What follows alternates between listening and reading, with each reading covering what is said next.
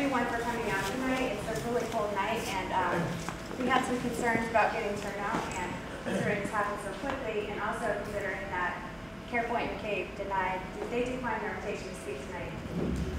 So, if you drive by Greenville Hospital now, you'll see that it's under construction. Big sign on the outside saying coming soon. We are actually moving all of the services that we currently provide on Garfield Avenue over to the Greenville Hospital once the construction is complete. We anticipate probably by I want to say September, because if it opens sooner, it will be that much better, but knowing how things work with construction, I'm sure by September 1st we'll have a new facility over there. We're also going to provide a urgent care ambulatory center over there.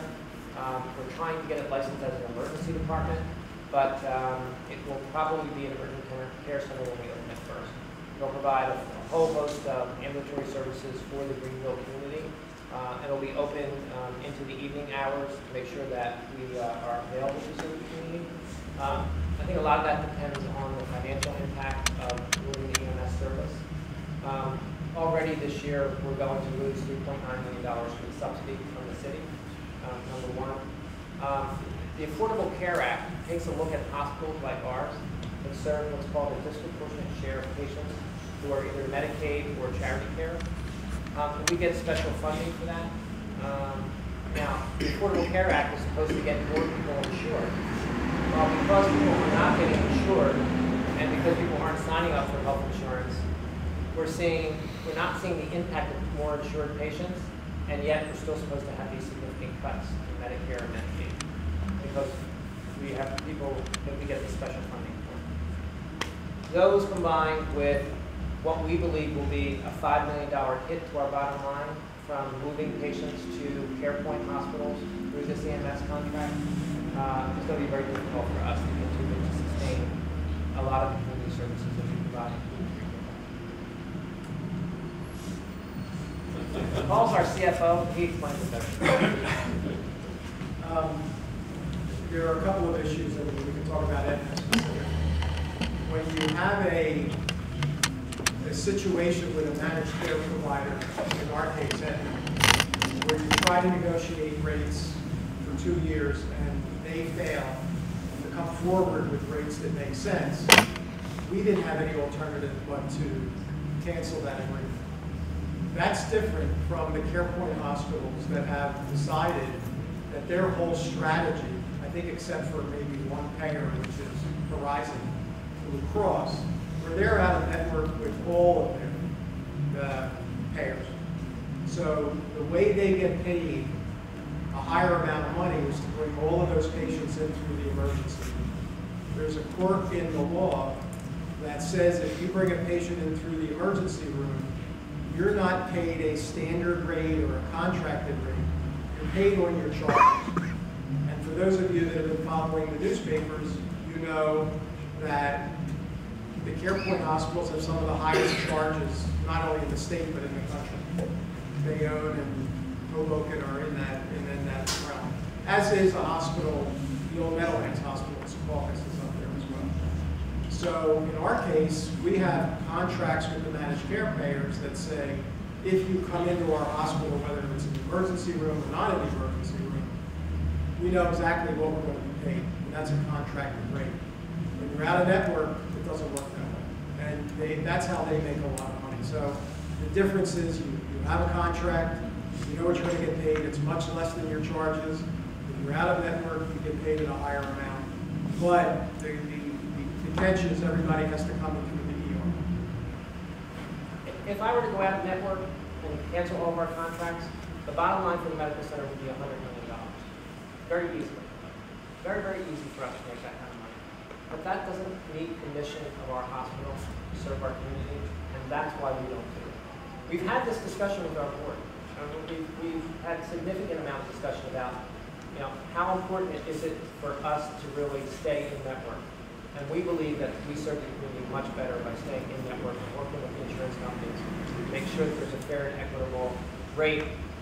At the end of the day, with all of this money going to these CarePoint hospitals, insurance premiums in Hudson County, I guarantee you, are going through the roof. All right? Because that money's got to come from somewhere. state legislature has just, Senator Vitale has just introduced a bill into the state legislature that would address some of the problems to help coordinate emergency response time in the state, to coordinate care between emergency vessels, emergency services, and hospitals. And the main concern was that it had major problems, such as for-profit ambulance squads taking patients to an inappropriate hospital due to financial incentives. So there's a real concern. This has gone down, made it down to Trenton, that it's a real problem that, you know, there are misalignments of what really we are doing, and that providing care for patients is number one, and not because of making money and the financial windfall that we bring. So the medical center is not for profit. We have a volunteer board of trustees. We take the money that we make at the end of the year and pour that back into providing facilities for our community. So the Greenville Hospital, the renovation of Greenville Hospital, and the lease back and the buying of all that equipment, that comes from the profits at Jersey City Medical Center. At the end of the day, that's where that money goes. In any facility that we have, the money gets poured back into supporting the community and the healthcare infrastructure in Jersey City. The for-profits are usually owned by investors, and they pay dividends and taxes. So they've got to pay dividends to their investors, and they have to pay taxes before they can turn around and invest back into the community. For-profit healthcare in the United States has been going on for many, many years. But a lot of people think that hospitals in particular should be not-for-profit because having an incentive to pay investors first sometimes misaligns the real mission of what you're trying to do in supporting people's health. There are a lot of services that are provided by the EMS department that are included in the request for proposal. These range across the spectrum. Everything from community outreach and education. We run the county's only EMT training program, meaning that we train individuals from the community that want to become emergency medical technicians. We run the county's only paramedic training program, meaning we train individuals who want to become paramedics. We actually are working on a program where Jersey City public school students could attend an EMT program through the medical center and then be provided with employment after completing the training. Once someone is employed at the Jersey City Medical Center, they're eligible for what we call our Fast Track program, which allows them to be trained as paramedics, which is a higher level of care at no cost to the employee. And so it truly is a mobile emergency room. As a matter of fact, the state designated term is mobile intensive care unit. These individuals have thousands of hours of training. They're able to start IV lines, put in breathing tubes. They carry over 42 different types of life-saving medication.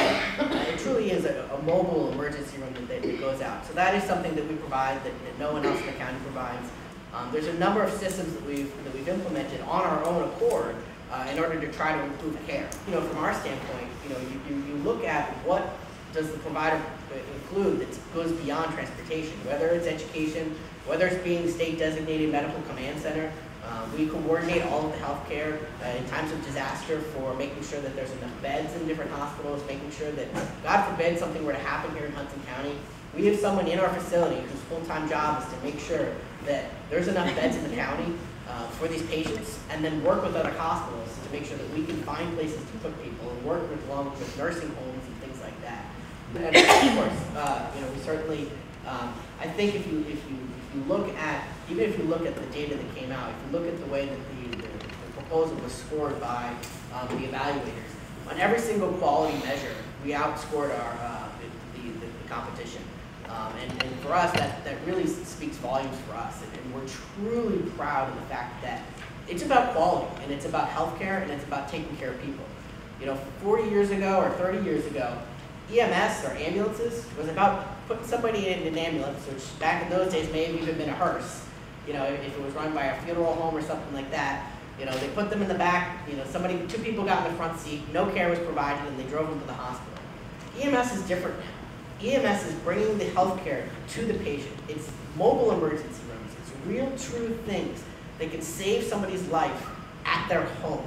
And the national average is somewhere in the range of 9 minutes. Generally what they consider, if you talk to industry experts, is that they expect an ambulance in an urban environment to be able to be on scene 8 minutes and 45, 9 minutes, somewhere in that range. Our average response time is somewhere around 6 minutes. Recently, we've been hovering around 5 minutes and 45 seconds. But we say 6 minutes, occasionally it's a little bit higher than that. Just answer for that. We've done it, and we have the data to prove it. Our response time was 9 minutes in 2006 before we implemented this predictive model. We were even surprised by how effective it was. And we knew we needed to be more efficient, which is why we originally went into this. We had to figure out how we could be better at what we did. And we saw a dramatic reduction very quickly to our average response time of about 6 minutes, as I had said. But we didn't necessarily, and I'm going to be honest, anticipate what was going to come with that, which was the survivability for cardiac arrest. We knew things were going to get better. But when we suddenly saw a cardiac arrest resuscitation rate, which was 17%, immediately jump up to 33, and then 40, and now 50% of patients, when the national average is only 17%, we knew that's what we did, and that's what came out of it. And we actually took time and sat down with students from the Mount Sinai School of Medicine, and they took our data and were able to show, statistically prove the correlation between response times and survivability.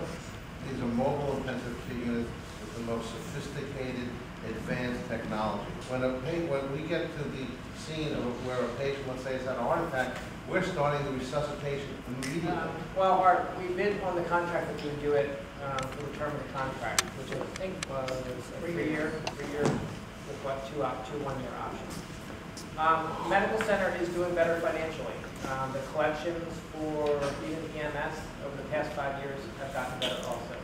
As the city continues to grow, we see more people, as more people sign up for Obamacare, then that's billings that we can get through the EMS service that offset the expense of providing the service. That's how that works.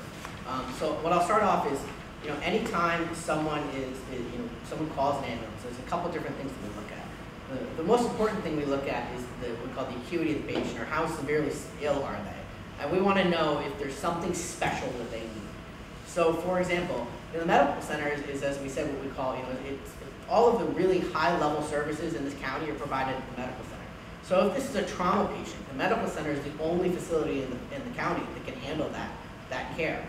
For those lower-level calls that just need to go to any hospital, we certainly will take patients anywhere that they want to go. One of the misnomers that's out there, one of the misconceptions is, people have asked, particularly some people in this section of town, why we don't take patients to Bayonne Medical Center. Well, the contract that we have with the City of Jersey City, the request for proposals that they put out back in 2008, required us, by contract, to only take patients to Jersey City hospitals.